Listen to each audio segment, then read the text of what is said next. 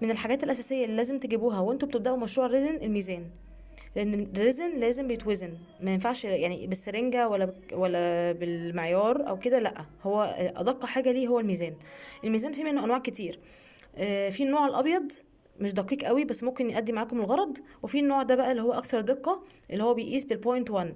يعني مثلا لو حطيت الكوبايه دي كده، بصوا بيقيس بالبوينت، مش بالجرامات بس كده، فده هيكون اكثر دقه وهيوفر بعد كده معاكم.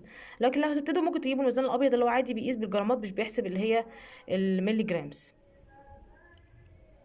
تركه مهمه قوي عشان تحافظوا على الميزان بتاعكم، عشان انا للاسف اكتشفت التركه دي متاخر، ان انتوا تغلفوه ببلاستيك راب، لان يعني زي ما انتم شايفين من تحته وقع عليه ريزن وهنا برضو. فاحسن حاجه ان انتوا اول ما تجيبوه لفوا عليه بلاستيك راب من فوق ومن تحت كده، علشان تحافظوا عليه ان اي ريزن لو وقع عليه تقدروا تشيلوا البلاستيك راب بسهوله والميزان نفسه ما يبصش.